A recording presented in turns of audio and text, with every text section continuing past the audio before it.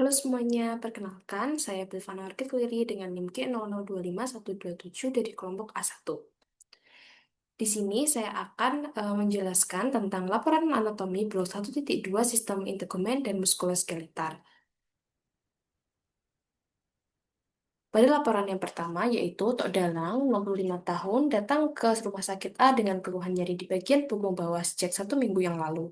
Dokter mengatakan bahwa terdapat gangguan struktur pada tulang belakang Tok Dalang. Lalu jelaskan struktur anatomi vertebra meliputi osa, ligamenta, dan artikulasi.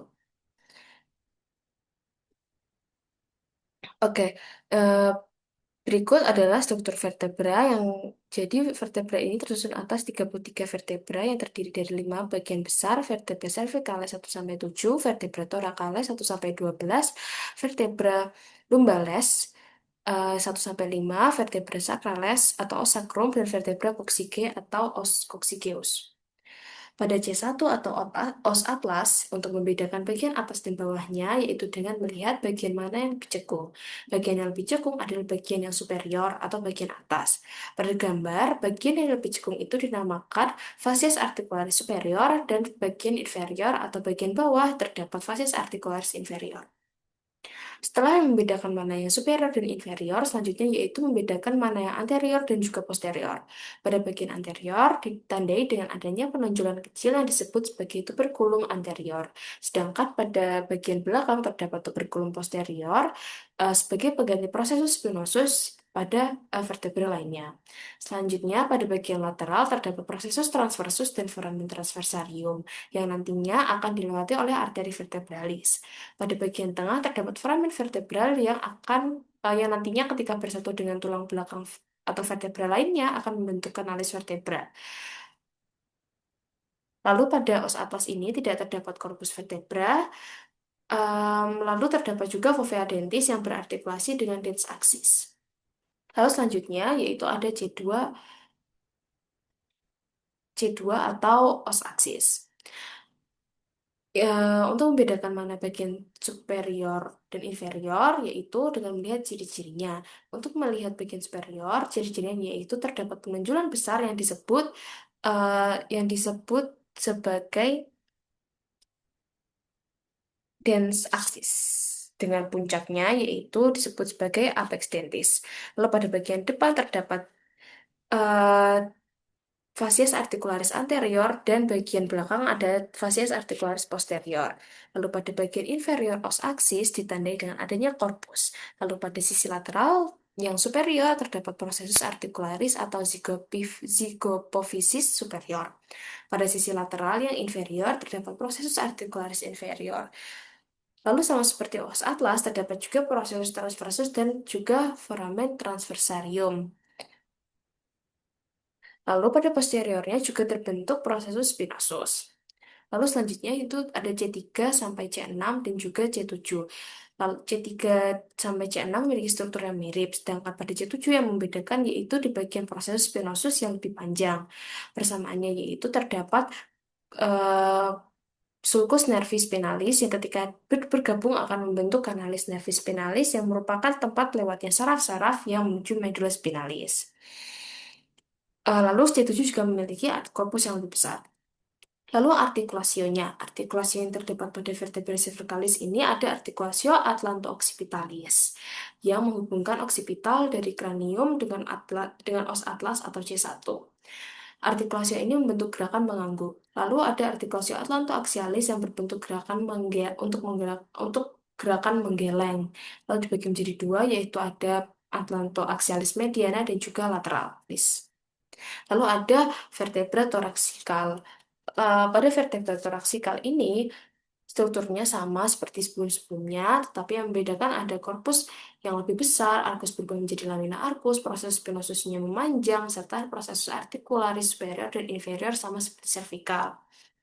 Lalu di ujungnya ada fovea costalis processus transversi, fovea costalis superior dan inferior. Lalu mereka ini akan menjadi perlekatan costae di vertebra yang disebut sebagai articulatio costovertebralis. Yang terdapat artikulasio kecil-kecil yaitu ada artikulasio costotransversaria dan juga artikulasio capitis costae. Lalu pada vertebra lumbales, yaitu memiliki korpus yang lebih besar dan kuat dibanding vertebra lainnya. Terdapat pedikel atau kaki, terdapat proses spinosusnya yang lebih pendek dan bulat karena untuk menahan beban berat tubuh.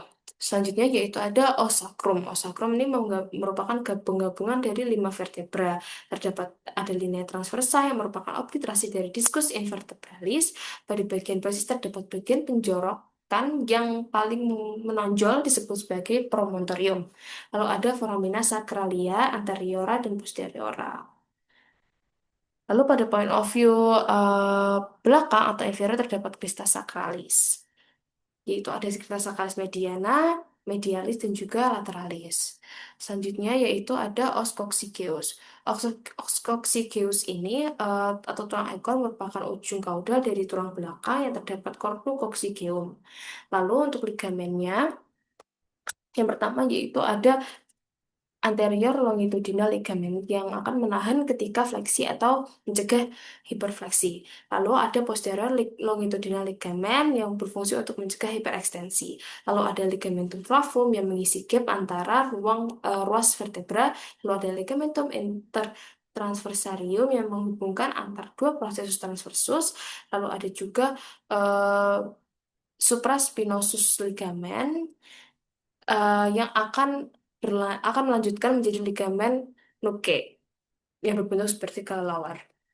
Lalu laporan yang kedua yaitu seorang anak bernama Dudung berumur 9 tahun datang ke IGD setelah jatuh dari pohon mangga. Ia terjatuh dengan posisi miring ke kiri. Saat ini Dudung mengalami kelemahan gerak dan kehilangan sensasi di sepanjang lengan kirinya. Dokter mencurigai adanya cedera pada plexus brachialis kirinya. Lalu jelaskan rangkaian dan susunan dari plexus brachialis. Oke, jadi proses brachialis ini adalah pangkal dari serabut-serabut syaraf yang berasal dari medula spinalis yang menginervasi ekstremitas superior.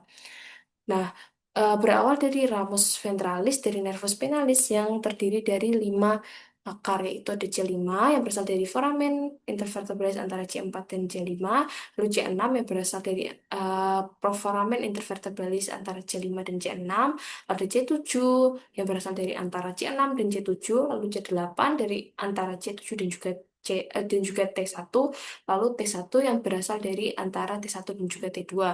Lalu kelima akar ini akan bersatu membentuk 3 trunkus, yaitu ada trunkus superior, middle atau tengah, lalu ada inferior. Lalu ketiga trunkus ini akan terbagi lagi menjadi 3 divisi anterior posterior. Superior itu akan berubah jadi anterior posterior, middle akan berubah jadi anterior posterior, lalu yang inferior akan berubah jadi posterior anterior. Lalu divisi-divisi ini akan bersatu untuk membentuk korda, yang itu ada korda lateral, lalu korda posterior, dan juga korda medial. Lalu korda lateral ini akan berubah menjadi syaraf musculocutaneus dan saraf median. Lalu ada korda posterior yang akan berubah membentuk saraf aksila dan saraf radial. Lalu untuk korda medial akan membentuk saraf radial.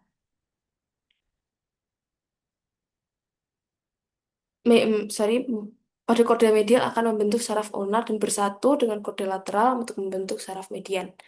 Lalu contohnya di sini ada nervus musculocutaneus yang akan menginervasi musculus coracobrachialis, musculus brachialis, musculus biceps brachii. Lalu untuk nervus axillaris dia akan menginervasi musculus deltoideus, musculus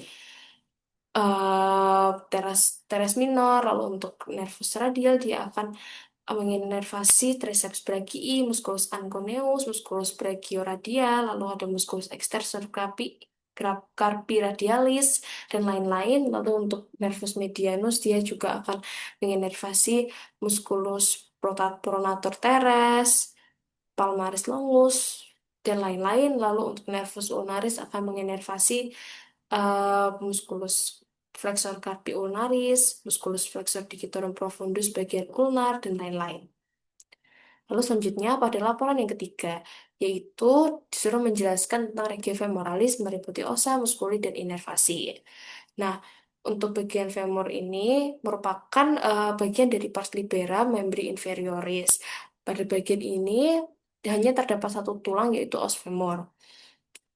Nah, regio femur ini dibagi menjadi tiga, yaitu ada epifisis proximalis, diafisis, dan epifisis distalis. Lalu cara mengidentifikasi antara proksimal dan medial. Untuk proksimal dan medial itu dengan ditandainya dengan caput femoris.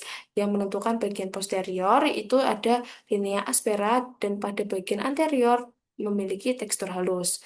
Lalu terdapat juga ada pada bagian epifisis proksimal itu terdiri dari beberapa bagian, yaitu ada caput femoris, fovea capitis femoris, column femoris, fossa trochanterica, trochanter mayor, trochanter minor, terus lalu ada linea inter intertrochanterica, lalu ada crista intertrochanterica, lalu pada bagian diafisis terdapat linea aspera pada posterior, tuberositas glutea, lalu ada linea pactinea facies poplitea.